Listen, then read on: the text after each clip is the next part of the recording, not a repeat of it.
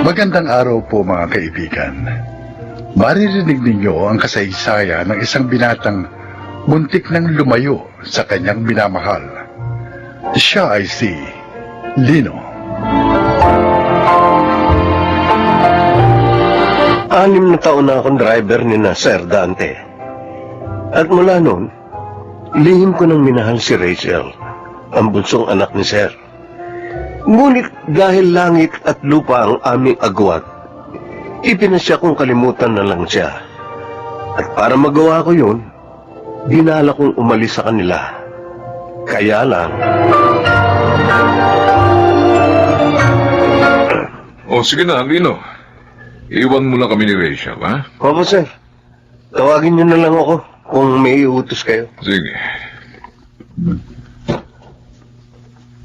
Anak, paborito mo itong pagkain ipinaluto ko kay Sefa. Sige na, kumain ka na, ha?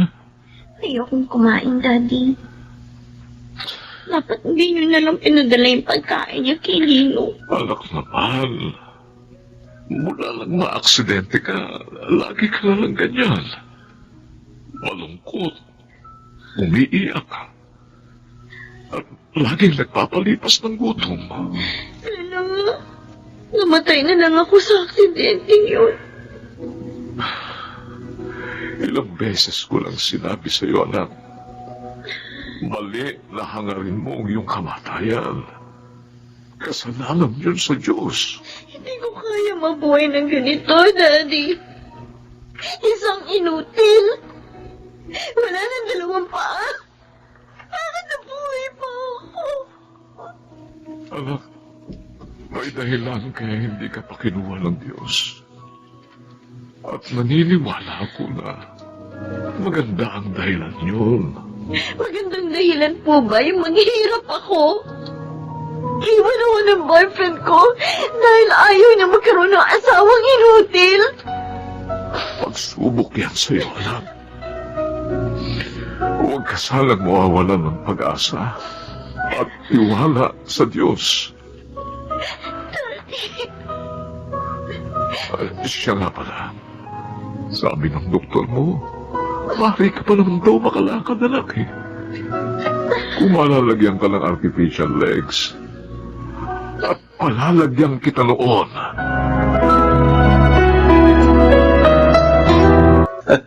Jane, talagang pinuntahan mo pa ako dito, ha? Eh, paano hindi ko makontak yung cellphone mo? Hindi mo rin sinasagot yung mga text ko. Pasensya na. Gusto ko lang kasing maramdaman ni Daddy Dante na concerned ako sa family namin, lalo na sa nangyari kay Rachel. Nabuhay palang babaeng yun. May mainang inutusan mo eh.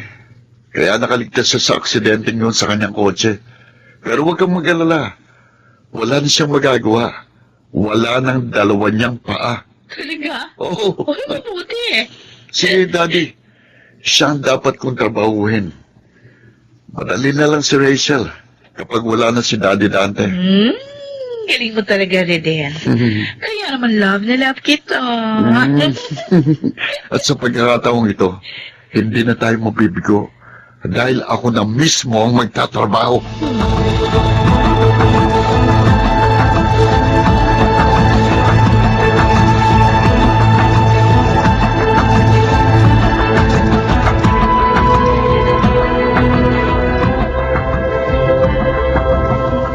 Lino, malalim na ang gabi ah.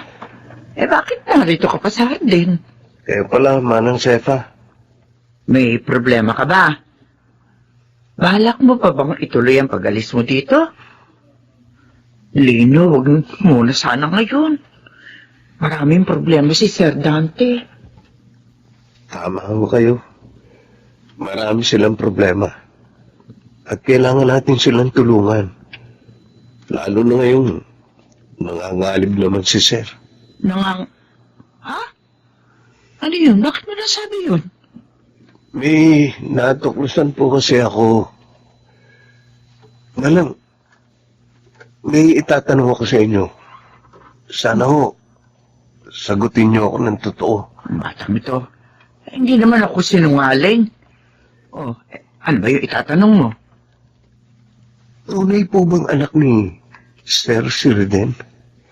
Lino, Sagutin niyo ako, Manang. Please. sige.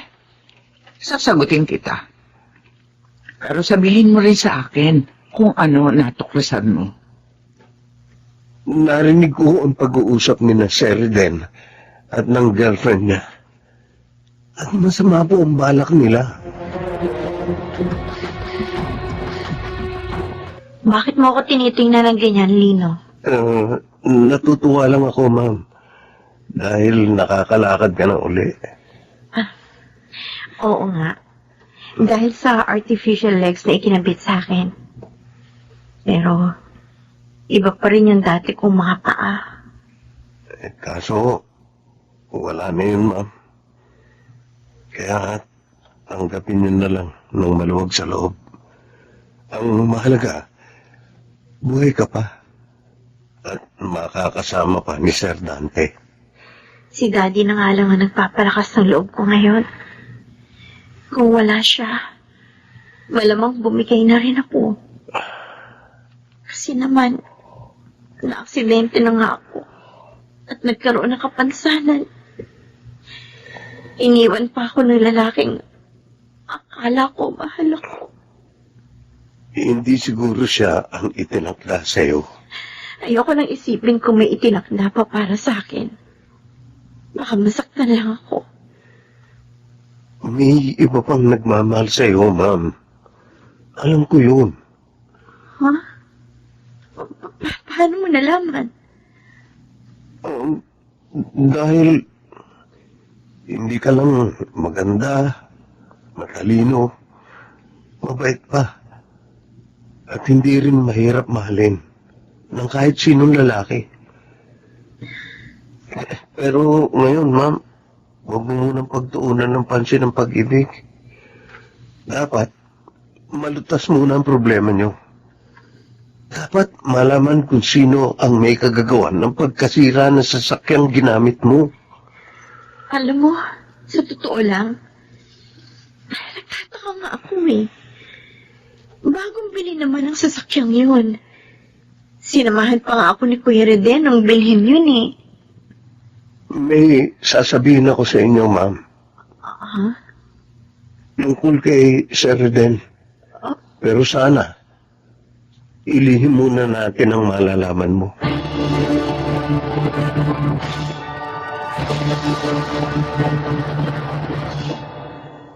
Reden, sure ka ba hindi sasabit yung ginawa mo? Oo, sabi Jane.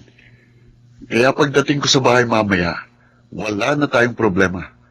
Dahil tiyak na gagamitin ni Daddy yung sasakyan yun sa pagsama kay Rachel sa ospital. Malas lang nila. Mawawala na sila sa mundo. At ako lang mag-isa ang magmamana ng kabuhayan ni Daddy Dante.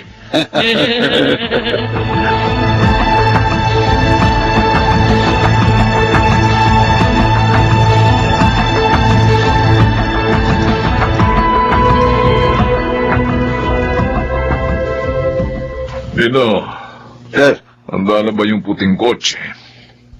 sir, yung isang sasakyan na lang po ang gamitin natin. Ha? Bakit? Yung puting kotse ang paborito kong gamitin. Alam mo yon, hindi ba nalinis? Malinis po. Pero, sir, tinik ko po yun eh. Nalaman ko. May diferensya ang preno. Ano? Sure ka, Lino? Opo, ma'am. Lahat ng sasakyan yun ni Sir Dante, araw-araw kong tinicheck. Mula nung maaksidente Pero kayo. teka, paano nagkaganon? Si Kuya, ginamit niya yung kahapon, di ba, Daddy? Oo, at maayos naman daw yun. Kung gusto niyo, sir, makikita ko po sa inyo ngayon ang paborito niyong sasakyan.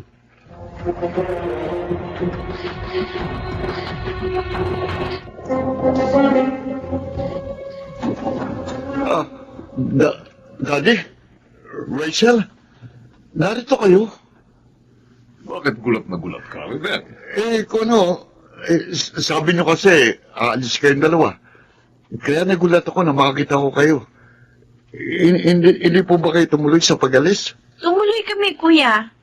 Ibang sasakyan nga ang ginamit namin eh. Ha? Bakit? Sira yung paborito kong kotse. Yung ginamit mo kahapon. Sira ang preno. Sino naman bobong nagsabi nun sa inyo?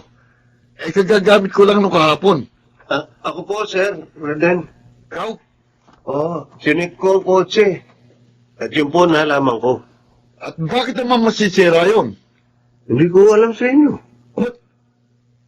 Parang ako pinagdidintangan mo. Hindi po. Wala naman dahilan para sirain yung brake ng sasakyan ni Sir Dante, di ba? Tino, umayos ka ng pagsasalita. Baka nakakalimutan mo. Amon mo rin ako. May kalalagyan ka sa akin. Roden, Ha? bakit mo pinagbabantaan lang driver natin? Oh, wala naman siya sinabing masama. Sige, natok na ako. Diyan na kayo. Nakita niya na, Daddy. Nagalit siya at binantaan si Lino. At saka umiwas sa tanong niyo. Kung ganun, posible nga ipinagtapat ni Lino. Hindi naman ako nagsisinungaling, Ma'am Rachel. Sir Dante, Gusto ko pa rin mahuli siya sa akto.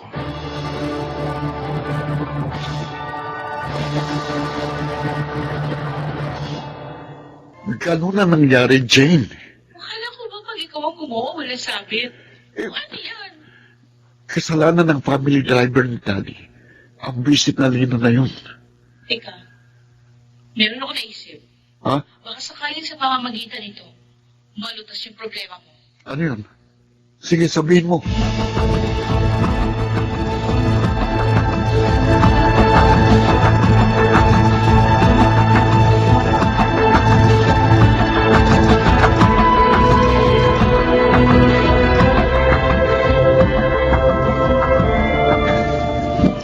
bakit niyo ako kinausap dito, Sir Reden? Para humingi ng paumanin sa'yo sa nangyari nung isang araw. Pasensya na, medyo mainit lang ang ulo ko. Kalimutan niyo na ho yun. Hindi naman ho ako galit eh. Salamat, Lino. Maiba ko. Kumusta ang nanay at mga kapatid mo na nasa probinsya? Tapos na ho sa kolehiyo ang dalawang kapatid ko. Kaya medyo nakaluluwag na kami. Ikaw, ayaw mo bang mag-aral?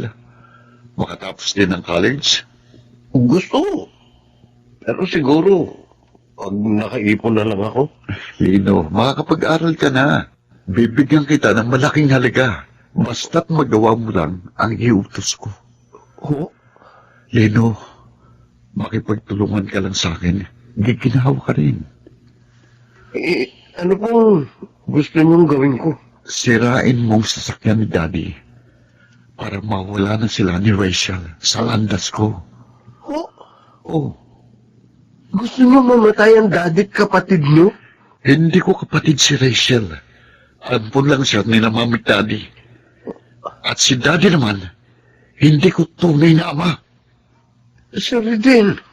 Totoo yun. Anak ako ni Mami sa una niyang nobyo na iniwan siya. Kaya okay lang, kahit mawala siya na Rachel.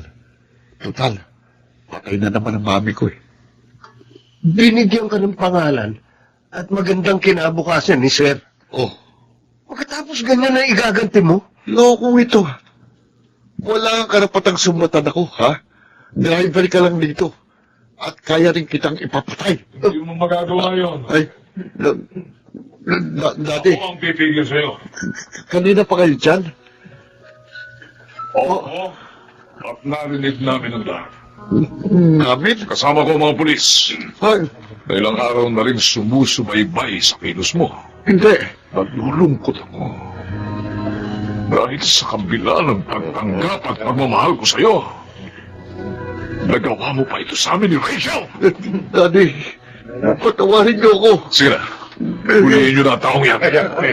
Hindi, Daddy, wag. Ayoko magulong. Daddy, bitiwan mo ako. Salamat, Lino, sa tulong mo. Nakaligtas kami ni Daddy sa malaking panganib. Ang totoo, alis na sana ako dito sa inyo. Pero naaksidente ka. Yun ang pumigil sa aking umalis. Pero, bakit ka naman naalis? Rachel, mahal kita. Huh? At gusto kong kalimutan ka dahil alam kong hindi ako bagay sa'yo. Dahil mayaman kayo. Lino, sa pag-ibig, ang lahat ay pantay-pantay. Kaya hindi ka dapat mag-isip ng ganon. Rachel, Sana manatili ka dito. Para naman masiguro ko ang damdamin ko para sa'yo.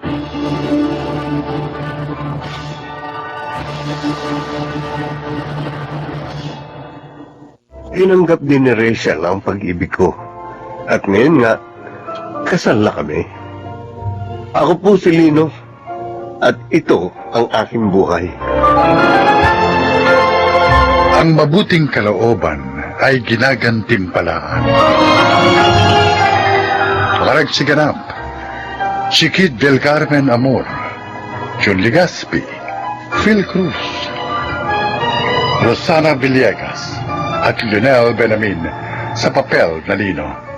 Naglapat ng angkop na tunog Jerry Mutiang, sa musika Buboy Salonga, supervisyong teknikal Eric Lucero at Bong Boyar.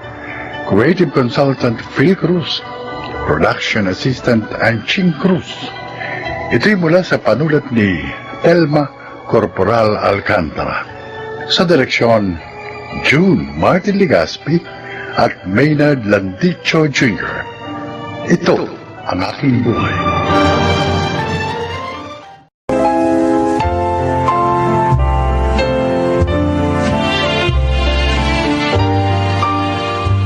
Magandang araw po mga giliw naming tagapakinig. Pakinggan po natin ang isang butihing ginang na nais ibahagi ang kwento ng kanyang buhay upang kapulutan ito ng aral. Siya po ay si Carmina. Isa akong may bahay na sobrang matiisin at mapagmahal. Hindi ko alam kung ito ba ang dahilan kung bakit naranasan ko ang maituturing kong napakasamang bangungot sa buhay ko. Hayaan ninyong isalaysay ko sa inyo ang kwento ng aking buhay.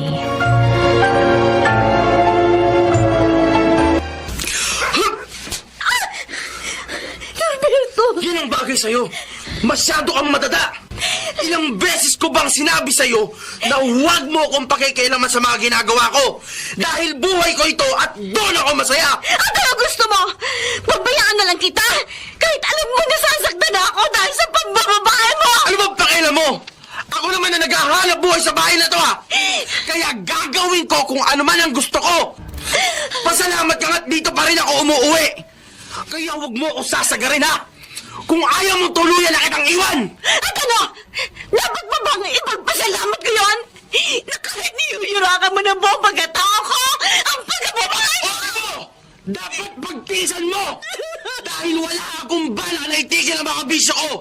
Dahil kapag ginawa ko yon, para mo na rin pinutol ang kaligayahan ko! Para mo na rin pinutol ang pagkalalaki ko! Kaya itigil mo yung kadramahan mo ha! Kung ayaw mong tuluyan na akong makipag-iwalay sa'yo! Noon pa man ayaw na namin ang inay mo sa lalaking yon dahil kilala namin siya. Binalaan na kita, pero hindi ka nakinig. Tingnan mo, nagawa ka na niyang saktan. Lintik na lalaki yun. Pupuntahan ko siya. Kakausapin ko ng lalaki sa lalaki. Tay, Hindi ako papayag na apihin ka niya. wag na itay. Baka lalo lamang lumala ang gulo. Magbabago din siya. Kailan pa? Kapag pumuti na ang uwak, Carmina, huwag ka nang umasa pa. Wala nang pag-asang magbagong asawa mo. Imbis na magtino, mas lalo pang lumala. Hindi na nakontento sa mga babaeng nakakarelasyon niya. Pati mga babaeng mababang lipad, hindi na rin niya pinatatawad. Umaasa ka pang magbabagong asawa mo. Lahat naman nun ng tao nagbabago. At naniniwala akong ganun din ang mangyayari kay Norberto. Naku, Diyos ko! Ano ka ba naman? Na magsabog ng katangahan ng langit, nasalong mo yatang lahat. Imulat mo nga yung mga mata mo para naman matauhan ka. Mahal ko si Norberto, Itay. Mahal. At sumumpa kami sa harap ng altar na magsasama kami sa hirap at ginawa. At paninindigan ko yun. Sige, panindigan mo yan. Saluhin mong lahat ng paghihirap at sa kanyang lahat ng sarap.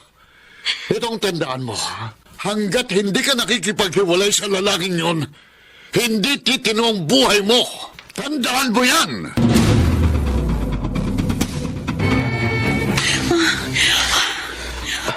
Napagod ako Ang galing mo talaga pagdating sa romansa, Norberto. Wala kang kupas. Kaya nga, maraming babae yung naghahabol sa akin eh. Dahil sobrang galing ko. Kaya ba pati asawa mo nagtsatsaga sa'yo? Kahit na harap-harapan mo niloloko? Wala naman siyang magagawa eh. Takot lang nun na hiwalayan ko siya. Bukod kasi sa gwapo ko, champion pa sa pagpapaligaya ng babae. Kaya nga ako, kahit na alam ko na marami kami sa buhay mo, tanggap ko yon. Kasi masaya ako sa'yo. Wala akong pakialam sa mga babae na huhumaling sa'yo. Basta mahalaga sa akin na ibibigay mo ang hilig ng aking katawan. Parang ang pakiramdam ko, mahal na kita eh. Ano? Seryoso ka? Akala ko ba hanggang kama lang ang relasyon natin? Hindi kasama ang emosyon. Noon yun. Pero ngayon matagal na tayong ganito. Napamahal ka na sa akin. Gusto ko magsama na tayo. Paano? Eh alam mo namang kahit ganito ako, ayokong iwan ang pamilya ko. O di magsama-sama tayo. Ano? Anong ibig mo sabihin? Doon tayo uuwi sa inyo. Ikaw, ako, at yung asawa mo. Magsasama tayong tatlo sa iisang bubong.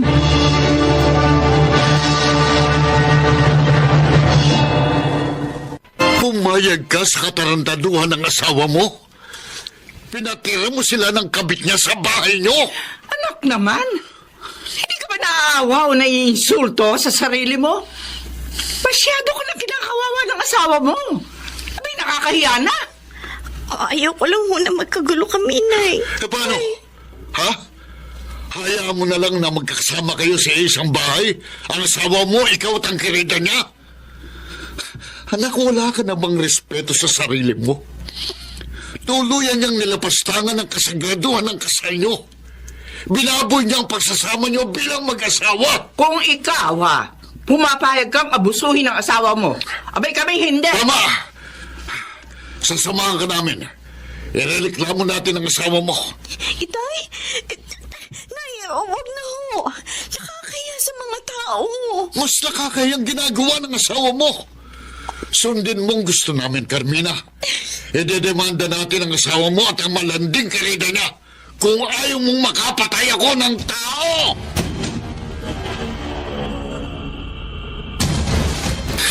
Masaya ka na? Nagtagumpay kayong mapalis dito si Jessica. Ang inay at ang itay ang may kagustuhan nun. Nagbanta sila na papatayin ka kung hindi ako papayag na idemanda ka. Norberto, kung ako lang ayokong gawin yun. Dahil ayoko magkagulo tayo. Ayoko magkahiwalay tayo.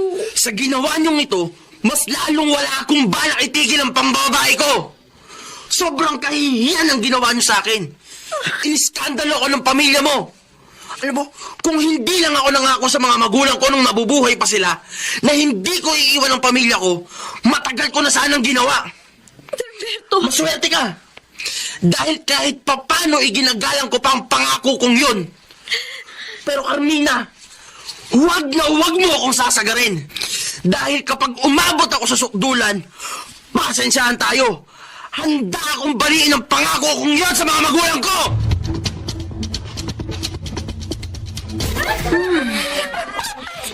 Ang bango-bango mo. Nakagigil ka. Pwede naman tayo lumabas kung gusto mo. Basta sa tamang presyo. Ako bahala sa'yo. Hindi ka madedehado sa akin.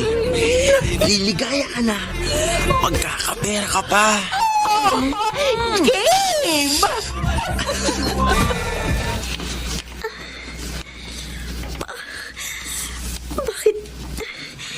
ilang araw ng ganito ang nararamdaman ko. Sumasakit ang pasan ko. Nakakaramdam ako ng sakit kapag umiihi ako. May lumalabas ding dugo. Kahit tapos na yung buwan ng dalaw ko. At medyo may nararamdaman na rin akong pangati sa puwerta ko. Ano kaya nangyayari sa akin? Siguro dapat magpatingin ako sa doktor. Baka kung ano na ito. Tama. Kukonsulta ako sa doktor para malaman ko kung ano ang sakit ko. Anong sakit ko, doktor? Mrs., base sa resulta ng laboratory test na ginawa namin sa iyo, meron kang sexually transmitted disease o STD. Paano mangyayari yun? Wala naman akong ibang kasiping kung hindi ang akin. Maaring sa asawa mo galing ang sakit mo. Kaya dapat pareho kayong mag-undergo ng treatment para siguradong gagaling kayo pareho at walang maging problema in the future. Diyos ko. May mga ire-reseta akong gamot sa iyo, pati na sa asawa mo. At kailangan niyo itong inumin para hindi na magkaroon pa ng komplikasyon ang karamdaman niyo. Oo, doktor. Norberto, sobra na itong ginawa mo. Binaboy mong pagkababae ko. Kaya pala iba ang nararamdaman ko sa sarili ko. Dahil nahawakan mo ako! Pinagtaksilan mo ako! At ano? Wala akong lalaki. At kailanman, hindi ko niyurakan ang pagkalalaki mo. Kaya wag mo akong akusahan. Lalo naman ako! Imposibleng galing sa akin yan! May lalaki ka! Aminin mo na! Inuulit ko! Wala akong lalaki. Aminin mo na lang kasi ang kasalanan mo. Wala akong aaminin! Hindi pwede sa akin manggaling yan! Ikaw ha? Ikaw ang malandi! Nakikipagharutan ka sa iba! Kaya nagkakasakit ka! Idinamay mo ba ako? Sinampal mo ako? Norberto. Halika dito! Halika! Bruce. Wala kang karapatang saktan ako, malandi ka! Ayan ha! Iungudod ka sa sa'yo pag kumaka mo! Yan ang bagay sa'yo!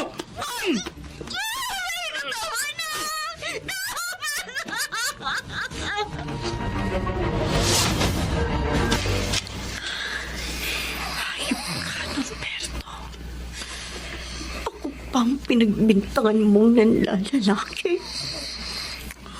Sinaktan mo pa ako. Matagal akong nagtiis sa pag-aakala magbabago ka. Tama sina inay at itay. Wala ka ng pag-asang magbago. Dahil talamak na sa pagkatao mong kamabuyo ng pag-uugali mo. Kaya kailangan matapos na ito. Hindi ko nahahayaang yurakan mo pa ang pagkababae ko. Ang gunting na ito. Ito ang tatapos sa mga kaibangan mo. Tamang-tama. Tulog na tulog siya. Magigising na lang siya. Wala na ang ipinagmamalaki niya. Puputulin ko ng kaligayahan mo. Dahan-dahan kong ibababa ang suot niyang pang ibaba. Ayan. Ngayon, ito ang bagay dito.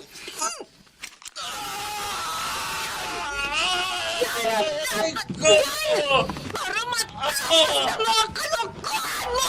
Anong ginawa mo? Bakit mo pinutol? Hayop kang babae ka! Hayop!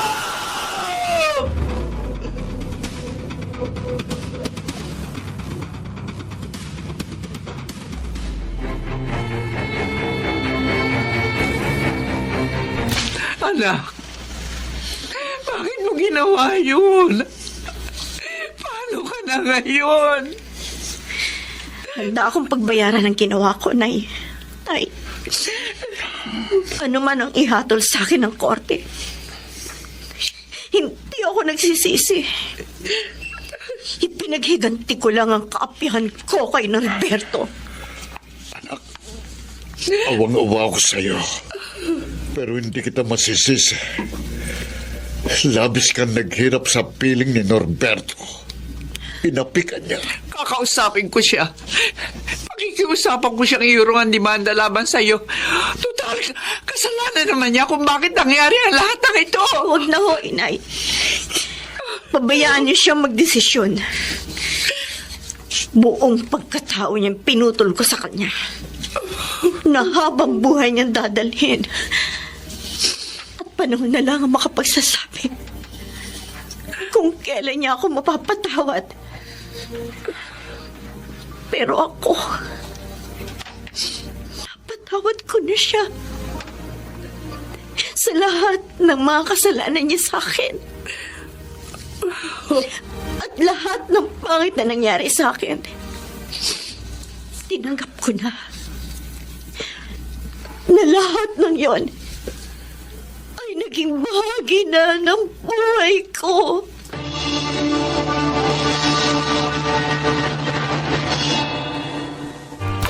Masakit ang mga nangyari dahil pareho kaming nagdusa.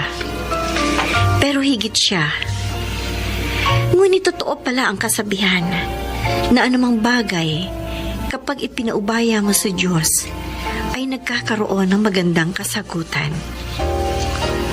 Si Norberto, napagtanto niya rin ang kanyang mga kasalanan at nagkaroon kami ng kasunduan na iuurong niyang demanda.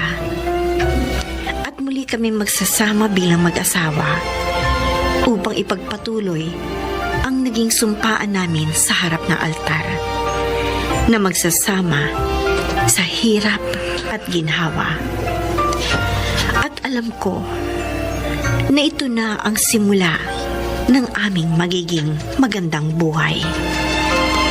Ako, si Carmina, isang may bahay. At ito ang aking buhay.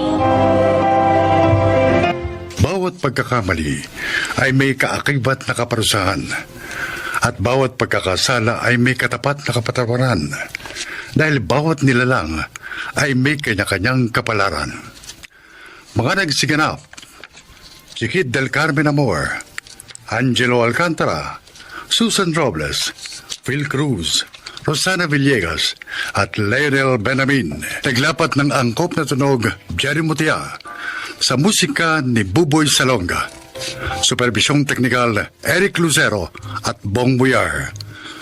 Sumulat ng ating kasaysayan, Maynard B. Landicho Jr., Creative Consultant Phil Cruz, Production Assistant Anching Cruz.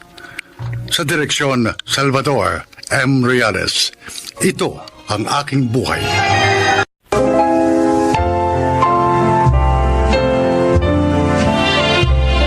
Magandang araw po mga giliw naming tagapakinig. Darito ang isang natatanging kasaysayan na kapupulutan nyo ng aral sa buhay.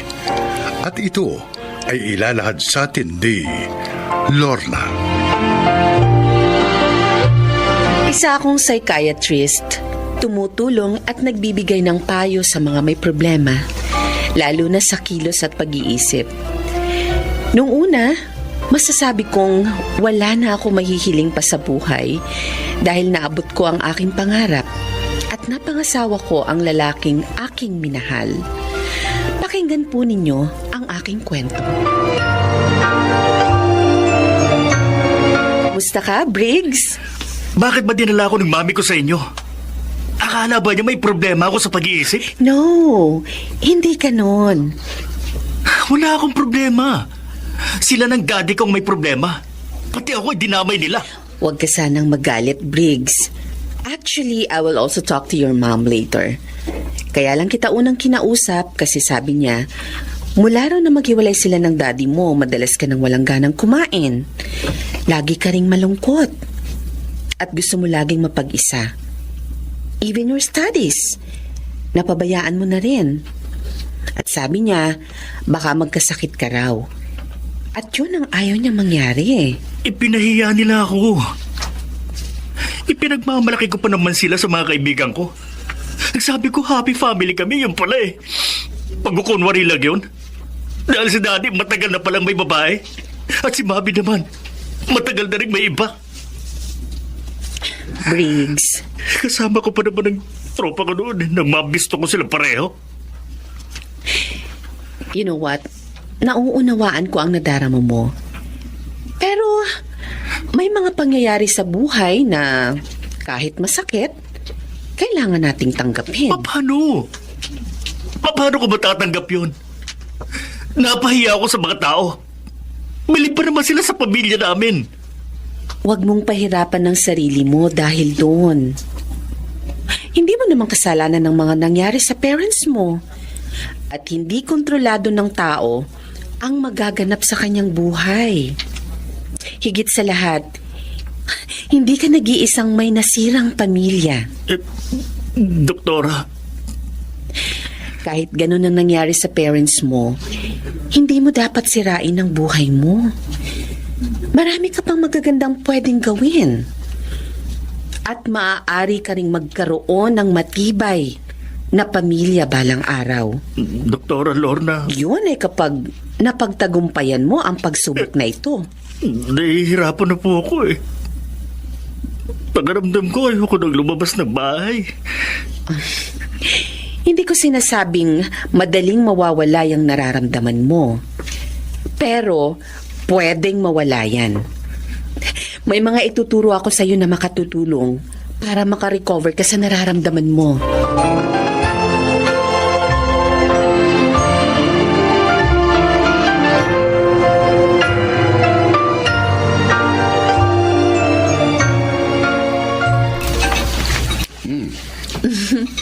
Masarap bang niluto ko, dear? Oh, yes, dear. Mukhang may bago ko na namang natutuhang luto, ah. Sinabi mo pa. You know, lagi naman ako nag-aaral ng mga bagong putahe para sa inyo ng anak natin. How was your job? Okay naman. Na-handle ko naman lahat ng pasyente ko. Medyo naawa nga lang ako sa isang pasyente ko kanina. Bakit? Akala niya kasi happy family sila. Ipinagmamalaki niya ang parents niya sa mga friends niya. Yun pala, parehong may ibang karelasyon ng mga yun. Ganon? Yes. At ang masakit pa sa kanya, kasama pa ang mga friends niya nang madiscover yun. Ay, talagang kapag naghiwalay ang mag-asawa, hindi maiwasang maapektuhan ang mga anak. By the way, Lorna, 3 days lang uli ako dito ngayon, ha? Ha? Eh, bakit naman? May mga problema kasi sa negosyo natin sa province na kailangan kong tutukan, ha? Okay. Namimiss ka na kasi ng anak natin. Hayaan mo. Babawi ako pagbalik ko. Sinabi mo yan, ha?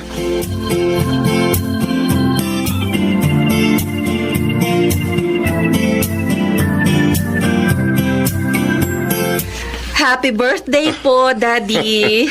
Salamat naman at hindi mo nakalimutan ang birthday ko, iha. Siyempre naman po. Nasaan na nga pala si JR? At yung manugang ko? Si JR po nasa garden kasama mga pinsan niya. Si Sunny naman, nasa probinsya, tulad ng dati, busy sa business. Matagal ko nang hindi nakikita ang asawa mo, ha? Workaholic po ang manugang niyo, Daddy. Baka naman napapabayaan niya kayo. Dahil sa negosyo. Abay, hindi mabuti yun, anak. Ibinibigay po niya ang lahat ng pangangailangan namin, Dad. Nga lang, kulang na kulang talaga ang panahon niya sa amin. Pag-usapan nyo na maayos yan. Hindi tama yung ganun, anak. Inuunawa ko na lang po siya. Mahalaga, hindi po ibang babae ang kahati namin sa panahon ng aking asawa.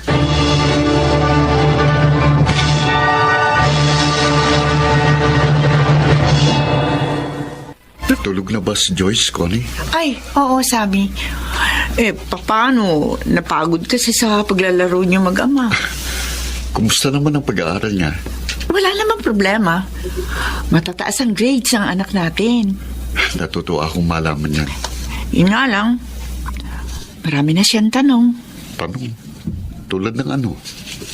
Tulad ng, bakit madalas ka namin hindi kasama? Bakit kapag Pasko at Bagong Taon, wala ka rin? Kung ano-ano pa. Paliwanagan mo na lang siya ng maayos.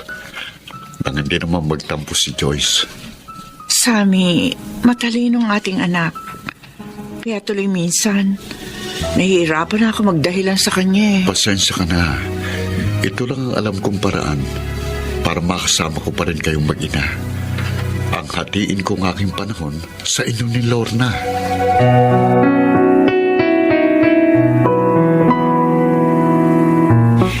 Anong maipaglilingkod ko, Helen?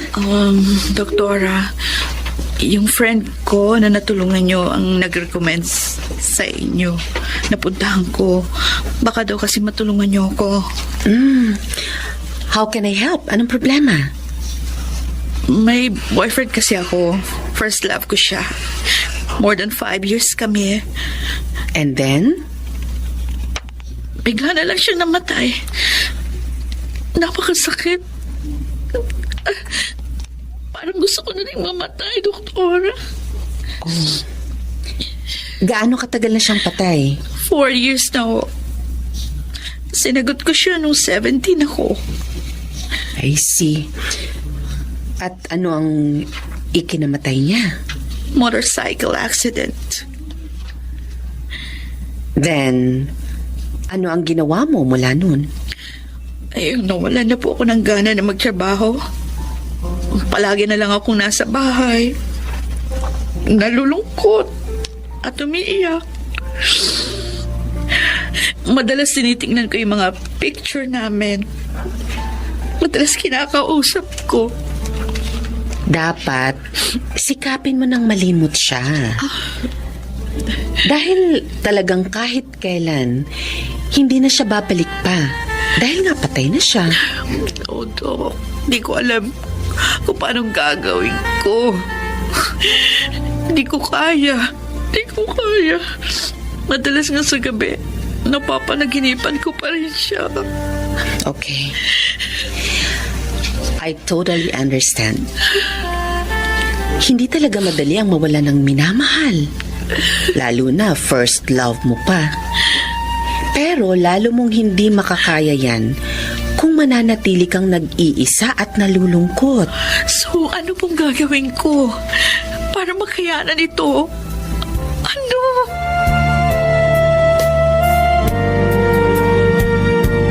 Min, huwag kayong tatawag. Ako lang ang tatawag sa inyo. Para si Lorna. Oo, mahal. Oh, bakit malungkot ka? Dahil matagal kang mawawala sa amin ngayon. Connie, pasensya na. Kailangan kasing bumawi ako kina Lorna.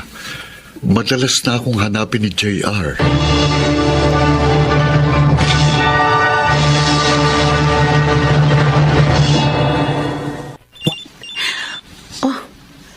Naiwan pala niya ang phone niya. At may tumatawag. Teka, sasagutin ko na nga lang. Baka importante ito. Hello, Daddy? Don't forget my doll and my chocolates. Okay? Oh, sige, I will play na. Here's Mommy. Hindi. Tinawag siyang daddy ng bata. Hello, Sammy, mahal. Oy, pasensya na tumawag kami. Paano nangungulit tong anak natin? Gusto raw niya ipaalala sa'yo yung mga pasalubong mo sa kanya pag uwi mo rito. No. Si Sammy, may babae. At may anak na sila. Hindi.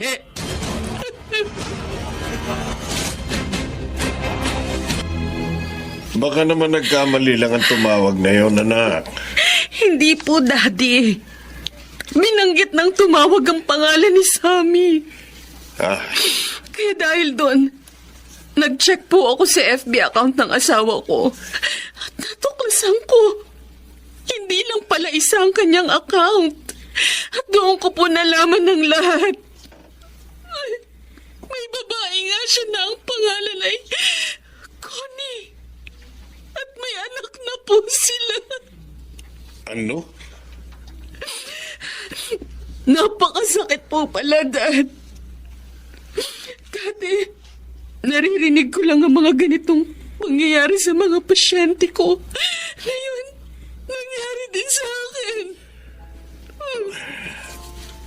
Anong balak mo ngayon, anak?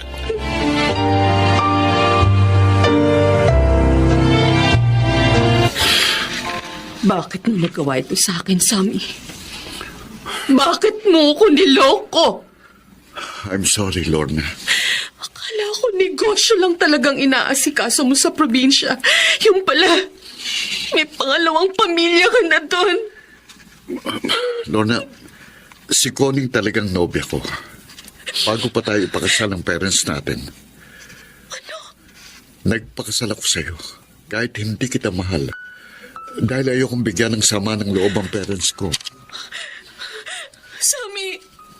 Sammy, minahal kita.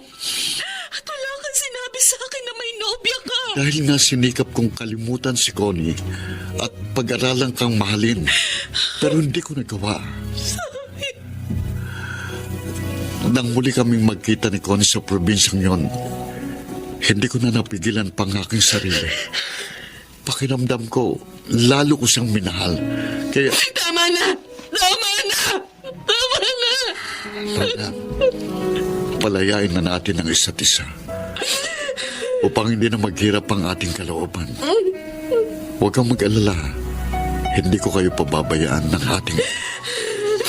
Sammy, mahal na mahal kita. Mahal na mahal kita. I'm sorry. Hanggang dito na lang tayo.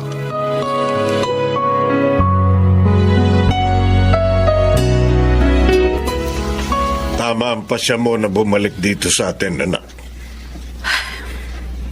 Lalo lang po ako malulungkot pag nanatili pa ako sa bahay namin, Dad. O anong plano mo sa bahay niyo? Pumayag po si Sammy na ipagbili ko yon. Sabi niya itabi ko na lang daw ang pera para sa kinabukasan ng anak namin. Ngayon ako nagsisisi sa pagpapakasal ko sa anak ng kaibigan ko. Kasalanan ko rin po, Dad. Pumayag ako.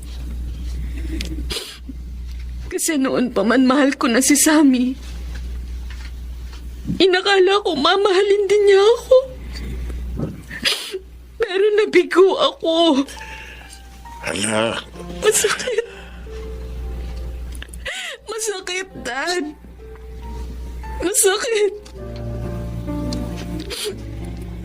Kahit pala psychiatrist ako at nagpapayo sa mga may problema, masasaktan pa rin ako pag ako nang namumroblema. Mawawala rin ang sakit na yan, anak. At alam mo kung sino ang tunay na makatutulong sa iyo para mangyari yon. Yes, Dad. At tulad ng mga pasyente ko, gagawin ko rin po ang ipinapayo ko sa kanila. Lalapit ako sa Diyos upang pagalingin niya ang sugat ng puso ko.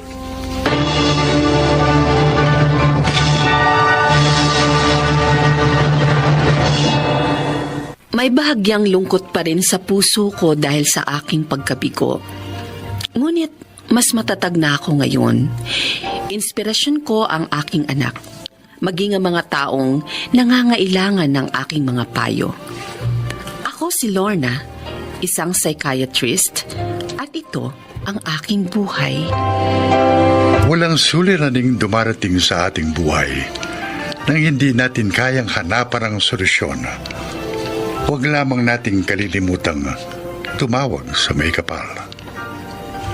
Mga nagsiganap: Lionel Benjamin, Maynard Landicho, Susan Robles, Rosana Villegas, at Jenaline de la Cruz sa papel na Lorna. Naglapat ng angkop na tunog, Jerry Mutia. sa musika ni Buboy Salonga. Supervisyong teknikal, Eric Lucero at Bong Muyar. Creative Consultant, Phil Cruz. Production Assistant, Anching Cruz. Ito'y mula sa panulat ni Telma Corporal Alcantara. Sa direksyon, Salvador M. Briales. Ito ang aking buhay.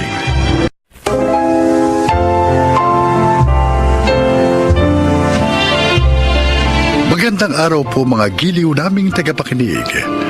Maririnig natin ngayon ang paglalakad ng isang asawa at ang kanyang pinagdaanan sa pamilya ng kanyang asawa. Siya ay si Gina.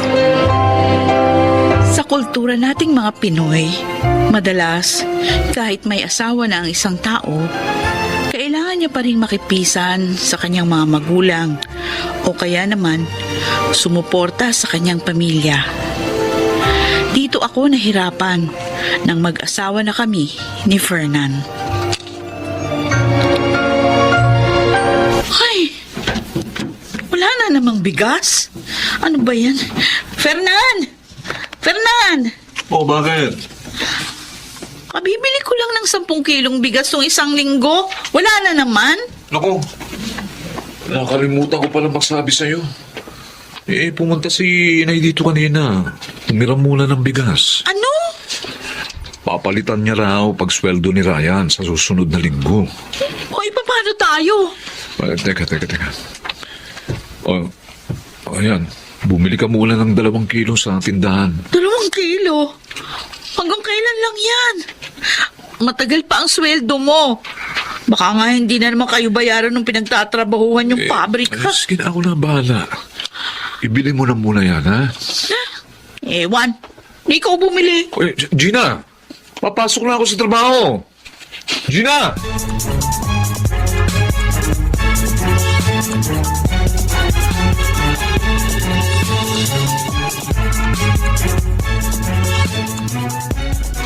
Oh, pagkasyahin mo na ito. Pasensya ka na ha. Yan lang ang kaya ko ipahiram sa'yo ngayon, Mare. Ayos lang. Mabuti nga, palagi mo kong pinahihiram ng pera kapag walang-wala na kami, Mila. O syempre naman. Ano pa't naging magkapit-bahay tayo? Ay, nahihirapan na talaga ako. Ang hirap ng ganitong buhay. Makakaraos din kayo. Sa simula lang yan. Wala lang talaga akong pinadededing bata. Naku talagang maghahanap ako ng trabaho. Bakit nga pala naubusan ka agad kayo ng bigas? Hiniram na naman ang biyanan mo? Ay, nagpipigil lang ako. Kasi alam mo, Mila, ayoko naman makapagsalita ng hindi maganda kay nanay. Kaya lang, minsan, ang sakit kimkimin sa dibdib, ang sama ng loob. Kaya ako talaga, sinikap kong makahanap ng tirahan ng malayo sa pamilya ng asawa ko. Kasi talagang ayoko makisama sa mga biyanan ko. Lalo na't maingay din ang nanay ni Erwin. Buti ka pa.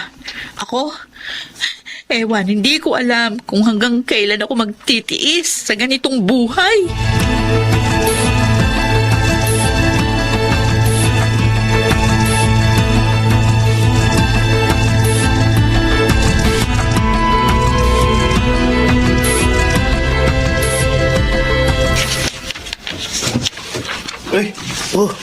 Ate, tulungan na kita magbitbit ng mga pinamili mo. Salamat, Ryan.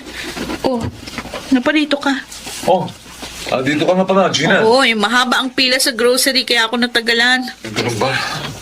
Ryan, dali mo muna itong mga pinamili ng ate mo sa opisina, ha? Oo, kuya. Bakit nandito si Ryan? Teka. May tira pa ba dun sa binigay ko sa yung pang-grocery? Meron ba naman? Bakit? Pwede ba, iramin ko muna, ha? Ha? Kailangan daw ni Ryan ng konting halaga kasi may ipaayos dun sa motor niya. Nakalaan ang perang ito sa diaper at gatas ni baby. Ako na bahala dun. May darating pa namang pera sa atin sa susunod na linggo, ha? Pero Kaya muna. Naman Wala siyang ibang tatakbuhan kundi ako. Tayo. Hindi ko naman siya pwedeng pauwiin na walang dala.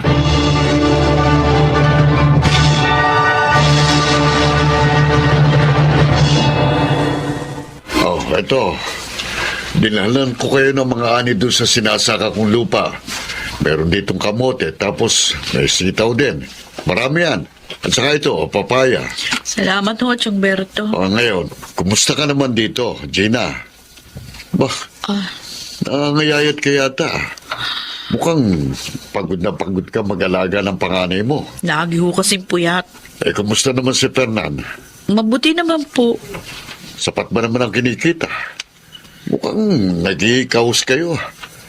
Sabi ko naman sa'yo, kung nahihirapan kayo rito, pwede kayong tumira doon sa lupa natin. Magtayo kayo ng bahay doon, tapos magsaka kayong dalawa. Eh, imposibleng hindi kayo mabuhay doon. Presko pang hangin. Kasi ho ayaw ni Fernan na doon kami manirahan sa atin, Chong. Gusto niya rito sa malapit sa mga magulang niya. Bakit? Ano ba na itutulong sa inyo ng pamilya niya? Chong, Eh, baka nga si Fernan pang sumusuporta sa kanila eh. Tama ba ako, Gina?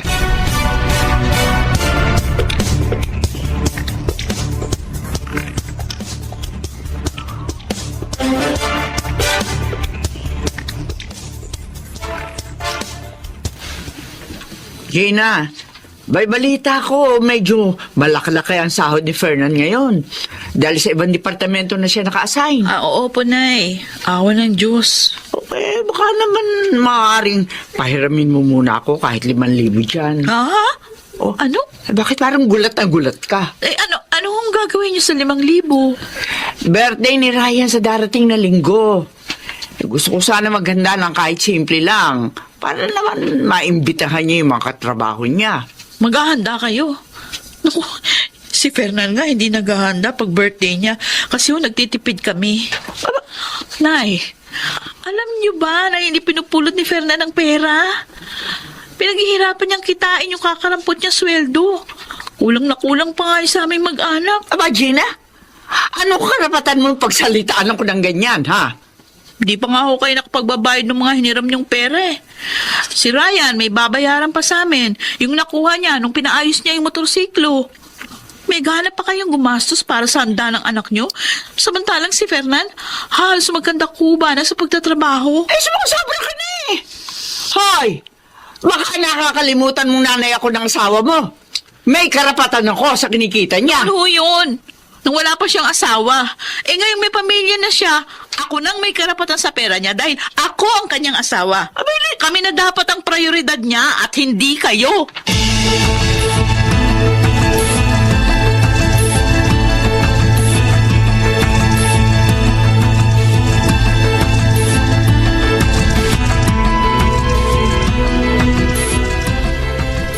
Nay, pagpasensyahan niyo na po si Gina. Eh, ang sama pala ng ugali ng asawa mo eh. Kung alam ko lang, hindi ako pumayag na ikasal kayong dalawa. Alam mo kung sino? Hihiramin ko naman yung pera, hindi ko naman hihingin. Hayaan niyo na, hayaan niyo na. Hayaan niyo at kakausapin ko si Gina. Siya nga pala. Ito po, ayan. Pasensya na kayo dyan, ho. 2,000 lang ito. Oy, Ryan. Pasensya ka na. Konti lang ang handa mo ngayon. Okay lang, kuya. Salamat pa rin. Pasensya ka na. Hindi pa kasi ako regular sa trabaho ko eh. Kaya konti pa lang ang sweldo ko. Ayos lang. Bawi ako pag na-regular ako, kuya. Basta, pagbutihin mo ang pagtatrabaho mo para ma-promote ka kagad, ha? Magsikap ka. At wag ka mag-aasawa ng babaeng gaya ng asawa ng kuya mo.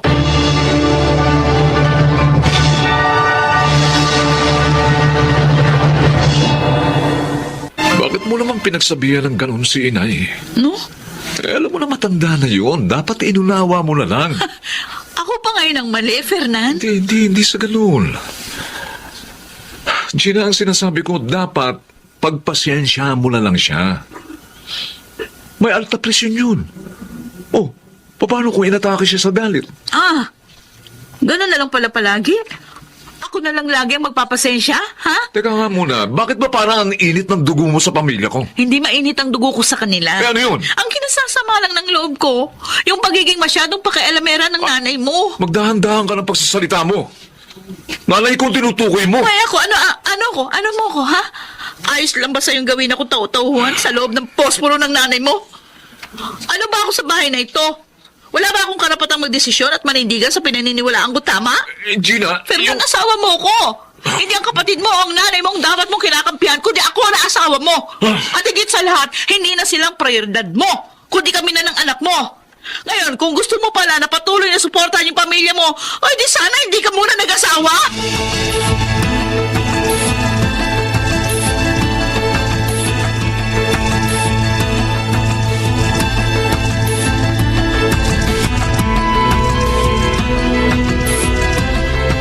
Oh, kumusta, Gina? Naku, nakakapagod ho, Berto. Pero napagtatanto na kailangan niya ng baguhin yung mga prioridad niya sa buhay. Patuloy siyang magagapo sa pagsuporta doon sa kanyang nanay at mga kapatid. Oh, mabuti na lang, matapang kang babae. Kailangan ho yun. Mas mainam na itong ganitong buhay dito sa probinsya. Kaysa naman magtiis ako sa Maynila. Nagkakaroon lang ako ng kasalanan doon. Hindi naman ako pala sagot dati eh. Pero dahil doon sa nanay ni Fernan, naging masama ang ugali ko.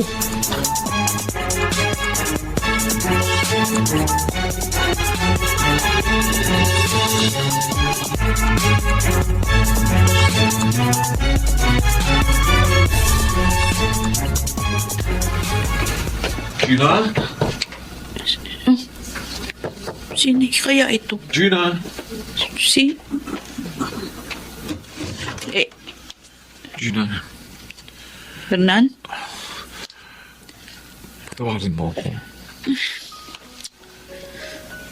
Bumalik lang kayo sa bahay. Hindi ko na kaya yung mangungulila sa inyo. Hindi na ako babalik sa bahay na yun.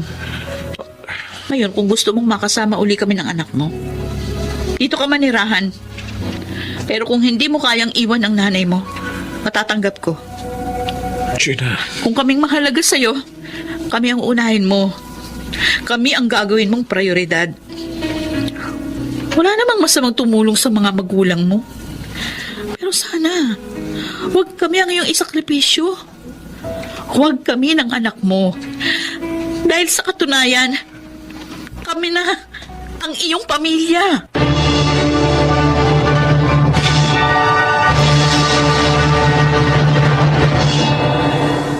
Nag-resign si Fernan sa trabaho at nanirahan kasama kami sa probinsya.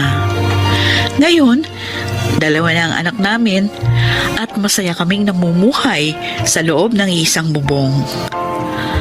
Alam niya na ngayon kung sino ang dapat niyang gawing prioridad. Sa mga kagaya kong misis dyan, responsibilidad nating tulungan ang ating mga asawa na maunawaan ang mga bagay na hindi nila maintindihan. Dahil gano'n naman ang mag-asawa, magkaramay at magkasangga. Ako si Gina at ito ang aking buhay. Hindi ang ina o kapatid ang prioridad ng isang mister o ng isang misis, kundi ang kanilang asawa. Mga nagsiganap, June Martin Legaspi, Susan Robles, Lionel Benjamin, Chiquit del Carmen Amor, Phil Cruz at Rosana Villegas sa papel na Gina.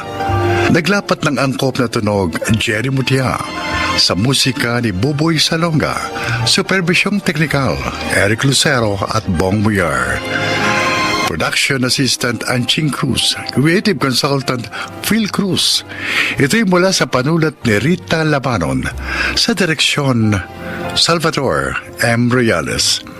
Ito ang aking buhay.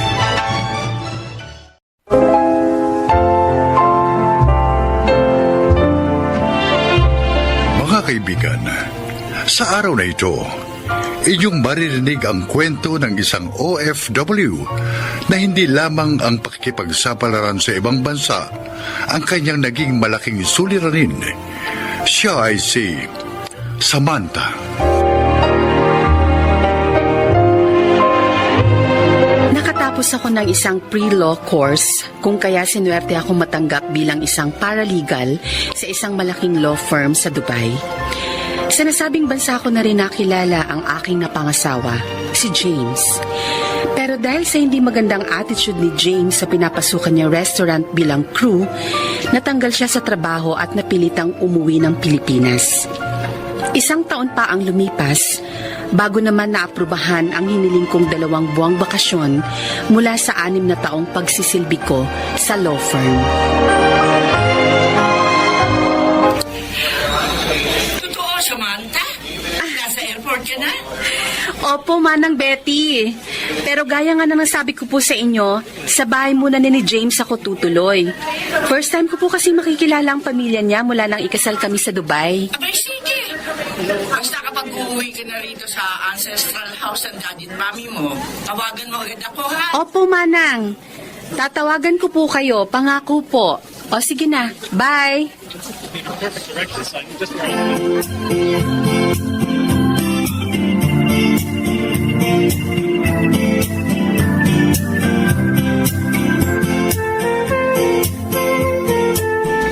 Sarap. Basta masasabi ko lang sa iyo, Samantha, sa mga araw ng pagbabakasyon mo, kung makikita mo man na masyadong malapit sina James at Marga sa isa't isa, huwag mong bigyan ng anumang mali siya. Mga bata pa kasi sila, maganda na ang turingan nilang magpinsan. Totoong sinabi ni tayo, Ate Sam. Kahit kami man ni Marga, close rin sa isa't isa. Pero mas close nga lang sila ngayon ni Kuya James. Lalo na sa maboting usapan. Ganun ba? Hindi rin namin pwedeng pabayaan si Marga. Nangako ako sa puntod ng tatay niya, sa bunso kong kapatid, na hindi namin pababayaan ang anak niya.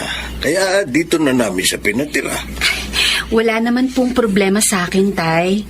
Nauunawaan ko po. Kaya wala po kayong dapat alalahanin.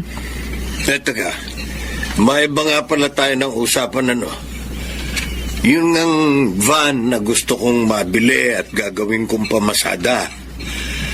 Sana mabigyan mo na ako ng pan-down payment ngayon. Ate Sam, yung sinabi ko rin sa yung pang-down payment sa kursunado kong motor sa kasa, ha?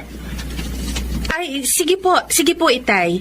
Pagkatapos nating kumain, ibibigay ko po sa inyo yung pera. Ay, Tsaka yung sa'yo rin, Baron. Yun. Hindi ko naman talaga nakakalimutan Ayos. yun. Ox na ox ka talaga, Ate Sam. Sabi ko naman sa'yo, Baron, itong Ate Samantha mo, ang pag-asa natin sa buhay.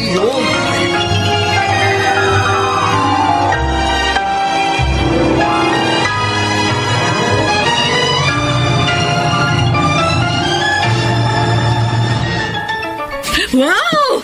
Ang gaganda ng mga damit na ito na uwi ng SME mo, James. Nagustuhan mo? Bagay na bagay sa akin yung mga design tsaka kulay, oh.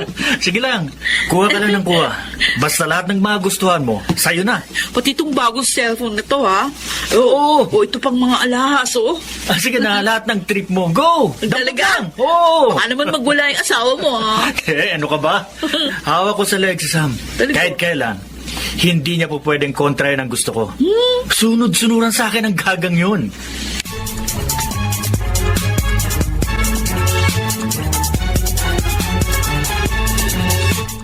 Si Marga ba yung nakita kong nagmamadaling lumabas sa banyo, Baron? Ha? Yung nakatapis lang ng tuwalya? Ay, ewan ko, Ate Sam. Hindi ko kasi napansin eh. Ang alam ko kasi, naliligo sa banyo ang Kuya James mo. Tinext ko siya kung nasan siya. Ang sagot niya, naliligo daw siya sa banyo. Ganun ba? Oo. Eh di, baka nasa banyo nga si Kuya. Kung ganun, ano at bakit galing si Marga sa banyo? Anong ginawa nila ron ni Kuya James mo? Aba, ewan, hindi ko alam. Pasensya na, Ate Sam, pero nagmamadali ako eh. May joyride kami ngayon ng tropa ko. Inaabala mo oras ko eh. Isang bagay lang ang gusto kong marinig mula sa'yo, Baron. Ano? May nangyayari ba sa pagitan ni Marga at ng Kuya James mo na hindi ko alam?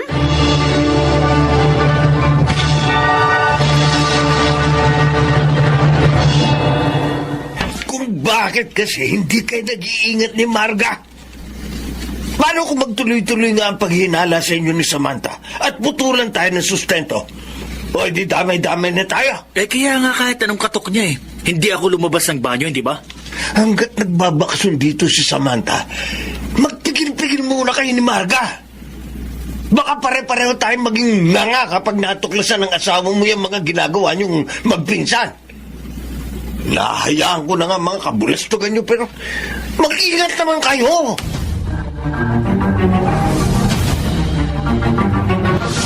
Hey, Sam! Sandali. Pwede ka makausap? May dapat ba tayong pag-usapan, Marga? Oy, yung nakita mo paghahalikan namin ni James sa isang gabi, mga nakainom lang kami noon. Nadala lang kami ng kalasingan namin. Gusto mong paniwalaan ko yung sinasabi mo? Ganon? Oo naman. Walang mali siya yun, ano? So, ang gusto mong palabasin, cousins with benefits lang kayo ng asawa ko. Na kapag gusto nyo magtalik, kahit sa madilim na sulok ng kusina, okay lang sa inyo, kaya dapat okay lang din sa akin. Ganun ba, Marga? Ay, wait! Teka lang. Anong nagtatalik sa madilim na sulok ng kusina yung sinasabi mo? Wala akong alam dyan sa binibintang mo, ha? Kung hindi ko siguro kayo nakuhanan ng video, pwede mong ipagkaila. Sorry, Marga. Pero lahat ng palaswaan na ginagawa nyo ni James, nakunan ko lahat ng pictures at videos. Kaya kung humantong man tayo sa demandahan, may mga ebidensya ako laban sa inyo. Ang tigas kasi ng tuktok ng dalawang yun eh. O ngayon, sino pa maghuhulog sa kanilang kumbat? Eh, sa'yo nakapangalan yun. Eh, kayo lang batay. Eh, ako. Yung kinuha ko rin hulugong motorsiklo sa kasa. Sa akin din nakapangalan yun. Hindi lang yun. Pambira. Sino pa magpapalamon sa atin ngayon? Yun na nga eh. Tiyak sa natuklasan niyang kabalbala ng kuya mo at ni Marga. Hindi na tayo susustentuhan ni Samantha.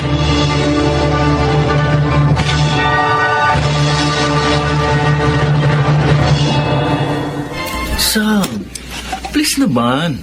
Huwag mo naman akong iwan. Pag-usapan muna natin lahat ng ito, okay? Enough, James. Nung nasa Dubai pa tayo, marami na rin akong dahilan para hiwalayan ka. Dahil sa pangit na trato mo sa akin bilang asawa. Pero para sirain mo at ng pamilya mo ang dignidad at pagkatao ko, hindi na ako papayag. Naawa lang naman ako kay Marga. May suicidal tendency siya kaya kapag tinanggihan ko ang gusto niya makipagtalik, nagtatangka siya maglaslas at ayoko namang ako ang maging dahilan ng kanyang pagpapakamatay. Kaya kahit magkadugo kayo, pinatulan mo ang mga kahinaan niya? Sam, kung alam mo lang, sinubukan ko na maglabanan ng kanyang kapusukan eh. Pero palagi akong nawawala ng lakas. Hindi ko may puliwanag kung bakit. Mas hindi ko alam. At dahil mahina ka, James, tulad ko rin, na nakuha mo ang kahinaan ng maging sunod-sunuran ako sa mga gusto mo. Pero ngayong nakilala ko na ang aking mga kalakasan, kaya ko na magdesisyon para sa sarili ko. Maghiwalay na tayo. Alam ko, sinasabi mo lang yan pero hindi mo kayang gawin yan, Sam. Mamang driver, tara na. Paandarin nyo na ang taxi nyo. Malis na tayo rito. Teka, Sam, alam ko sa akin umiikot ang mundo mo. Hindi ka mabubuhay na wala ako kahit kailan. Sam, hindi mo nga kayanin mag-isa sa mundo!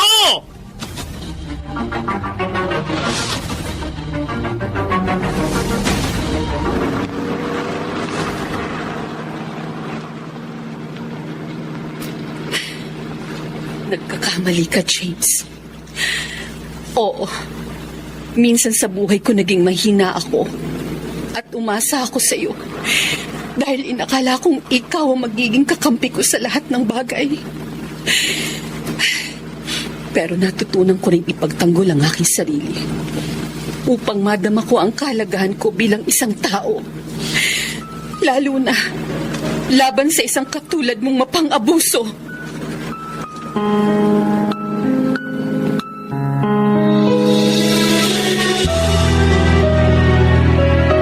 Samantha, sigurado ka bang isasama ko na sa sinisigaan ko mga tuyon dahon ng SIM card mong ito?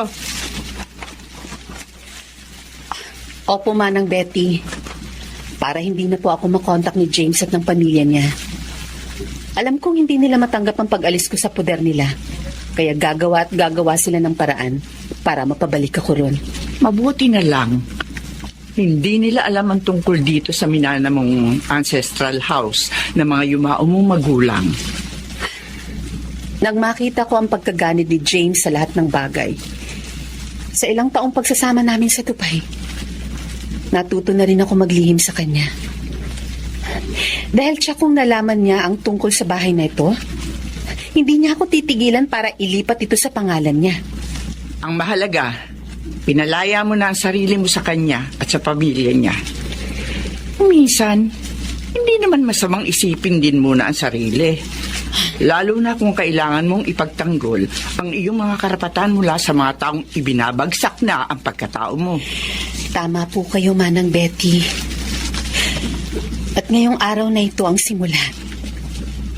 Malaya na ako sa dating buhay na matagal ko nang gustong takasan. Malaya na ako sa mga sakit na halos dumurog sa aking buong kamalayan. Malayang malaya na ako sa nakaraan.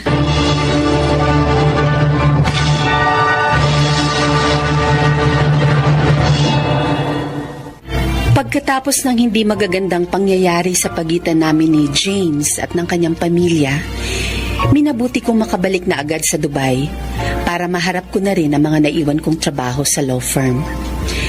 Sa pagitan ng mga abalang araw ko sa pagtatrabaho, inasikaso ko na rin ang proseso ng pakikipaghiwalay ko kay James. At sa mabibigat na sitwasyong naganap sa aking buhay, natuklasan kong ang pinakamalaking pagkakamali na maaaring makaapekto ng malaki sa hinaharap ay ang patuloy na pagkatakot kong magdesisyon para sa aking sarili. Ako si Samantha at ito ang aking buhay. May mga pagkakataong ang pananampalataya sa kalakasang magpasya ng isang tao ang siyang pangunahing susi upang makamit niya ang kanyang kalayaan. Gayon din ang layuning muling magsimula ng isang bagong buhay na payapa. Mga nagsiganap: Rosana Villegas, Susan Robles, Maynard Landicho Jr., Phil Cruz, Lionel Benamin at Jenaline de la Cruz sa papel na Samantha. Naglapat ang angkop na tunog Jerry Mutia, sa musika ni Buboy Salonga, supervisyong teknikal Eric Lucero at Bong Muyar, creative consultant Phil Cruz, production assistant Anching Cruz. Ito'y mula sa panulat ni Sel Barlam, sa direksyon Salvador M. Royalas. Ito ang aking buhay.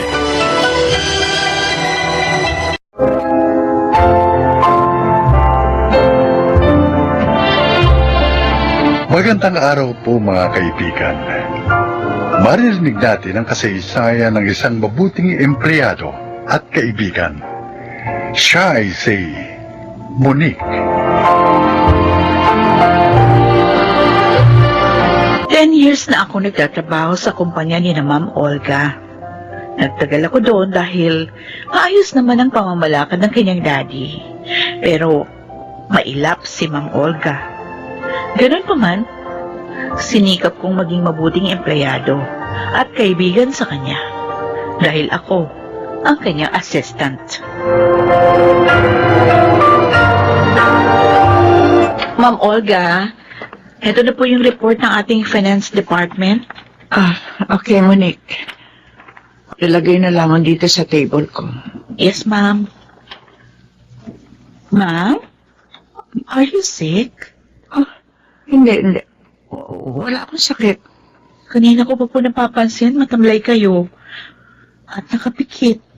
Oo nga pala. Pinikit ko nga pala ang mga mata ko. Ang sakit kasi ng ulo ko eh. Hindi ako nakatulog. Napuyat ako kagabi. O gusto niyo, ikuha ko kayo ng gamot sa sakit ng ulo para makainom kayo. Para maging okay yung pakiramdam niyo at makapagtrabaho po. Salamat, Monique. Sige nga, please. Para magbago na mood ko. Ikukuha ko rin kayo ng sandwich para may laman po yung tiyan niyo bago kayo uminom ng gamot. Salamat uli. Oh, you're so thoughtful. Kayo rin naman, ma'am. Naaalala niyo kami. maayos pa rin yung pamamalakad niyo sa company. Kahit hindi na active yung daddy niyo dito. Pero ma'am, mag-relax din po kayo paminsan-minsan. Bawasan niyo po yung sobrang sipag.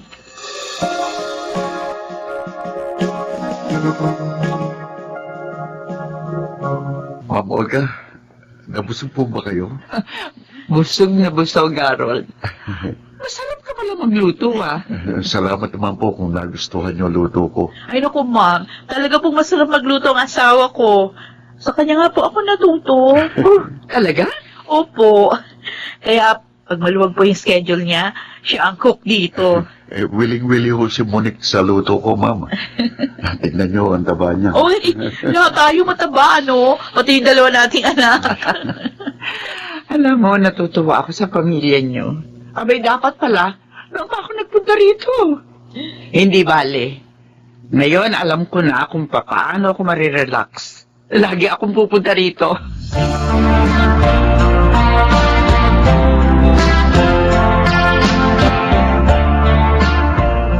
Sabi mo, Monique, mailap at hindi pala kwentong boss mo. Pero kanina, kwento siya ng kwento. Oo nga, natuwa nga ako kasi tingin ko, naging okay yung pakiramdam niya pag alis niya rito. Ang alam lang kasi namin sa kanya, alam mo, dalawa yung anak nila ni Sir Bernie. Yung panganay, last year lang umalis para mag-work abroad. Yung bunso na lang yung kasama nila. Yun lang yung alam namin. At kanina mo lang pala nalaman na hindi sila okay ng asawa niya. Oo. Matagal na pala siyang nagtitiis sa masamang ugali at pananakit ni Sir Bernie. At kaya pala nakita kong nakapikit siya kanina. Dahil hindi siya nakatulog. Dahil doon sa pag-aaway nila ng asawa niya. Ay, naku, kawawa naman siya.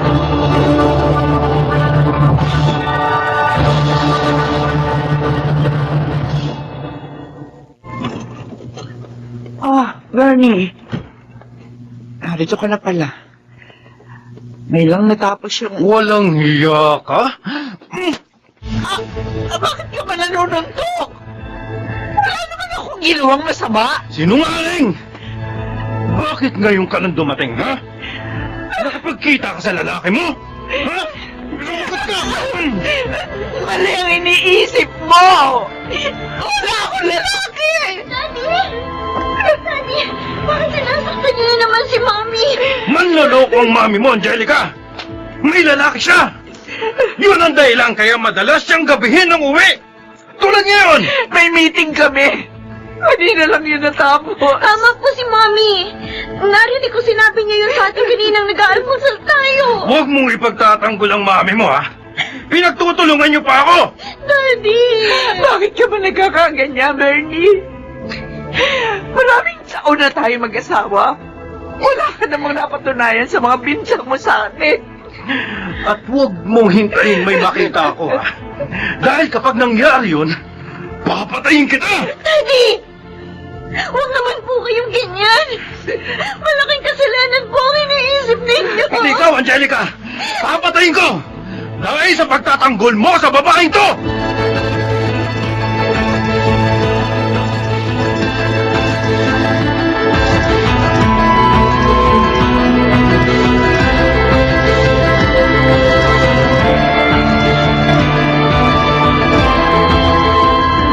Ma'am, kung gusto niyo, ako na lang makikipag-usap sa bisita natin. Anyway, alam ko naman yung concern niya. Para hindi na ho kayo mahirapan pa. Salamat, Monique. Talagang hirap ako itago ang mga pasako. Sinaktan na naman po ba kayo ni Sir? Tulad ng dati. Dahil sa hinala niya, hindi na binakasi ako ng uwi dahil sa meeting natin. Nagbanta pa nga siya, napapatayin ako. Oh, Pati yung anak namin. Dahil pinagtatanggol ako ni Angelica. my God. Ma'am, huwag po kayo magagalit, ha? Pero, nasa tama kayang pag-iisip pa yung asawa niyo? Matagal ko na rin tanongin niya sa sarili ko. Kaya minsan, hinimo ko siyang patingin sa doktor. Pero nagalit siya. Sinaktan ako. Pero hindi ko na siya kinausap patungkol doon. Pero ma'am, hindi po pwede magtiis na lang kayo. Lalo pat binabantaan yung buhay niyo. Ma'am, Kung sabihin niyo kaya ito kay Sir Tony, sa daddy niyo. Ayoko na magsalita pa kay Daddy. Ha? Matanda na siya. Ayoko na problemahin niya ako. At isa pa siya ang pumilit sa akin. Napakasal kay Bernie.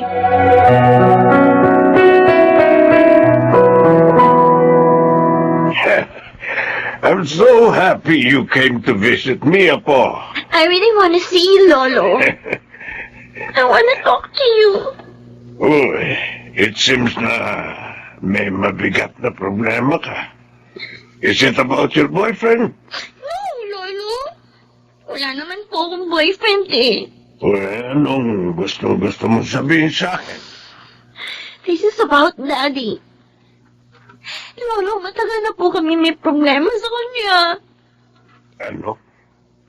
Siya po ang dahilan kaya ginusto ni Kuya na magtrabaho abroad. Para makalaya sa pananakit niya. Kapag pinagtatanggol si Mami sa pananakit niya. Sinasaktan ni Bernie ang anak ko? Bakit? Anong dahilan?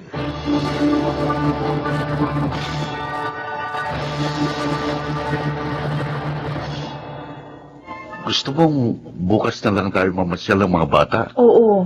Bakit? Ano ba gagawin mo ngayon? Pupunta ako kina Ma'am Olga. Dadalawin ko. May sakit ba, boss mo? Hindi ko alam. Pero kasi hindi siya pumasok kahapon. At hindi rin niya sinasagot yung mga tawag at text ko. Bakit ganun? Kaya nga nag-aalala ako. Hindi ko rin siya nakikitang naka-online. Okay, sige. Bukas na lang tayo mamasyal. Mag-iingat ka sa pag-alis mo, ha?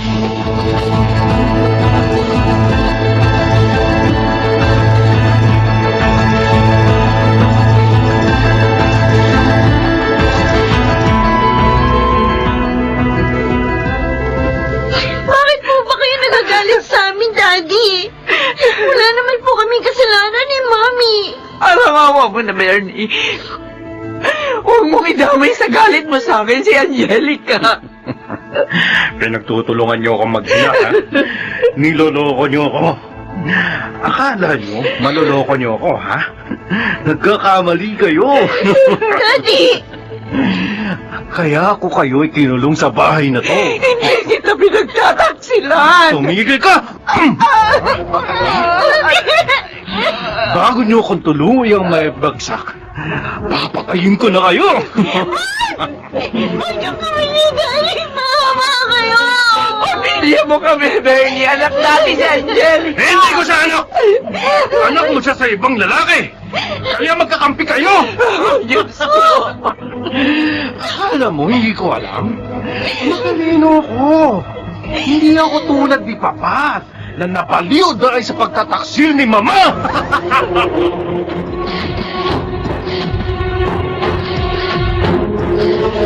Nandito na ako kay na Ma'am Olga. Uy, bakit kaya bukas ang gate nila? Mahirap yan. Wala silang kaalam-alam, may nakapasok na pala sa kanilang bakuran. Tulad ko. Narito na ako sa mismong pintuan nila. Lumod ka, Olga. O Diyos ko, Lumod! ano yan? Pinaluluti sa Bernie si Ma'am Olga. Huwag ka sa akin, Bernie. Huwag ko akong patayin. Papatayin niya si Ma'am? Magmakaawa ka. Hindi maaari ito. Tatawag ako ng pulis.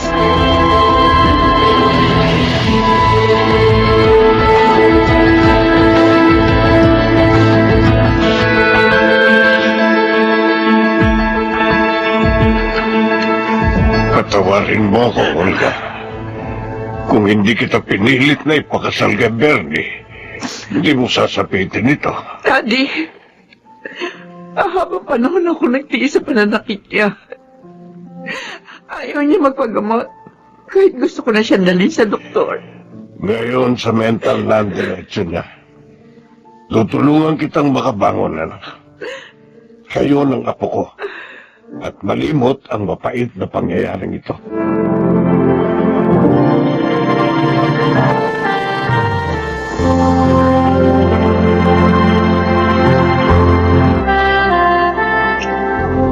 Maraming salamat sa iyo, Monique. Dinalaw mo ko noong araw na yon. Nailigtas mo ang buhay namin ng aking anak. Mabuti rin po, Ma'am Olga. At naging mabilis ang pagresponde ng mga pulis. Ano pong sabi ni Sir Tony? Magbabakasyon muna kami sa ibang bansa upang makalimot. Salamat uli sa iyo, ha? Hindi ka lang mabuting empleyado. Mabuting kaibigan ka rin.